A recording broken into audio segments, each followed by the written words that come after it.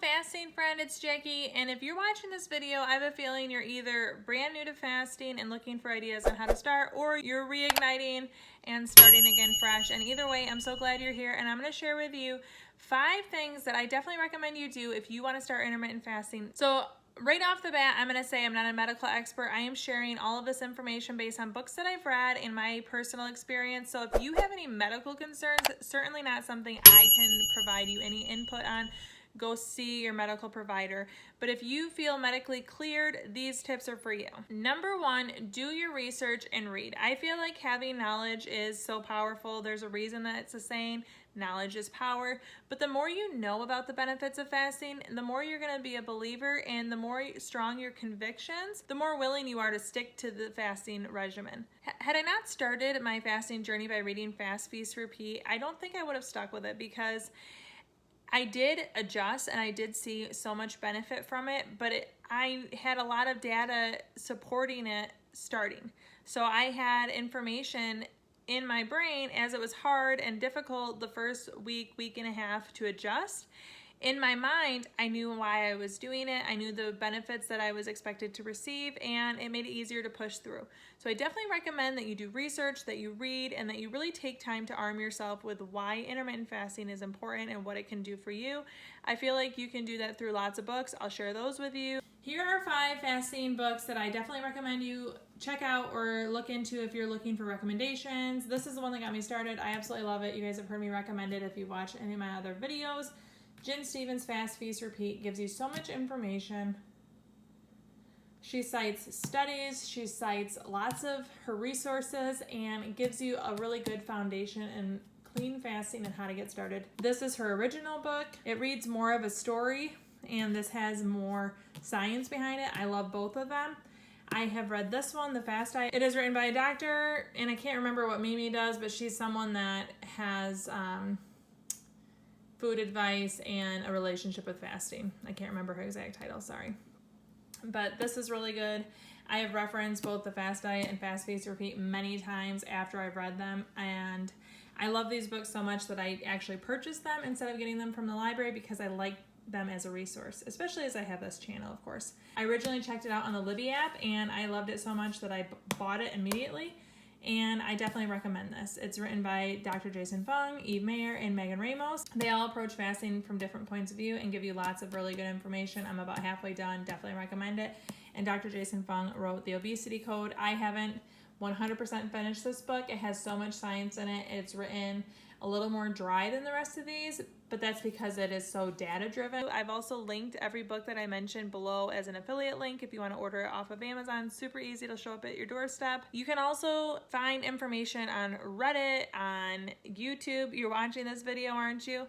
And I will say, just be careful, because anyone like me can put information out there, and what benefits someone may not benefit you. And again, not a medical provider. I'm just sharing my experience. So take everyone, including my opinion and experience, with a grain of salt. Number 2, the second thing that I think you should do if you are starting intermittent fasting and you're considering where do I start, make sure that you are very used to drinking ice water, plain or plain sparkling water, that you train yourself to enjoy black coffee if you don't already. I always loved black coffee since I was like 19. So that part was easy for me, and that actually I think really helped me become an intermittent faster. But if you don't like plain tea or plain coffee, I definitely recommend that you train yourself to do that if you are looking for an easier start to intermittent fasting. Can you make the change all at the same time? Yes. But do I think it'd be much easier if you are already enjoying black coffee to not eat and have a cup of black coffee? Yes, if you already like it, it's going to feel like a treat. So train yourself to like plain ice water, plain sparkling water, plain black coffee, and plain unflavored tea like green tea or black tea. Getting yourself to like them beforehand will make it much easier when you're fasting, because it's not going to really feel like much relief when you drink black coffee during your fast if you hate it, right? Number 3, don't feel like you have to do it all at the same time. So if you want to go to OMAD, which is how I do intermittent fasting, you don't have to start with OMAD. You don't have to start by eliminating breakfast and lunch. You could start with an 8-hour eating window, get yourself to eat lunch and dinner, And then as you adjust and that becomes easier, then you could slowly start to eliminate lunch and work your way up to dinner. If you want to have a 4-hour eating window every day, you could start with 8 hours. Get yourself used to 16 hours of a fast and then slowly increase your fast. You don't have to take it all in one giant leap. You don't have to do it all at the same time. That kind of incorporates the previous one. If you don't like black coffee and you don't like drinking water and you don't like drinking tea, learn to do that before you adopt the fasting method. All progress is progress. You don't have to make a giant leap to consider it a win. Little steps add up, little things accumulate, and you can start your journey small, and then as it gets easier, progress and make better steps. Number 4. I highly recommend you get connected to a network. I joined Facebook groups that were connected to the books that I was reading, Fast, Feast, Repeat, and Delay, Don't Deny, and they are still out there. They are still active. Jen Stevens isn't really connected to them as much anymore as she was when I started. She has her own network. I'm not a part of it. You pay a yearly fee to be a part of it, and I just haven't done that since I'm trying to be less active on social media because YouTube takes up so much of my time. You could be active in my comments and other channel comments if you're watching intermittent fasting videos. Comment, like, get to know people within the comments. That's a great way to connect with people. You could go out onto Reddit. They have Reddit threads for intermittent fasting. I'm not a Reddit user, but I know that they exist. If you have people in your own life that might benefit, you guys could start together. If you have a spouse, a friend, a sister, brother, a neighbor, anyone, you could do it with someone that you know. That makes it a lot more fun. Having someone in your life, whether virtually or in person, to connect with, to ask questions, to talk to, makes it much easier. And thankfully, I have both virtual and in-person intermittent fasters in my life, and that makes it much easier to continue when you have a network and a community built around this choice. And tip number 5, make a commitment to yourself.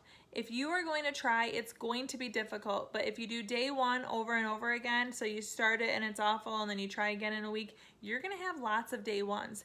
But if you do day 1 and you commit to it and then you get to day 2 and it's hard and you get to day 3, it's going to get easier and you won't ever have a day 1 again if you commit. So tell yourself, I'm going to try this for 4 weeks. See how you feel at the end of 4 weeks. I guarantee you week 4 is going to be much easier than day 1. So once you know that this is a lifestyle that you are interested in trying and that your doctor has cleared you, make a commitment. Don't just say on day 1, wow, that really sucked, I'm going to stop. Know that you have to put in the work, that your body has to adjust. Your body has been used to eating 3 meals a day or more for how long? I don't know how old you are, but that's how long. And I was 33 years old when I started.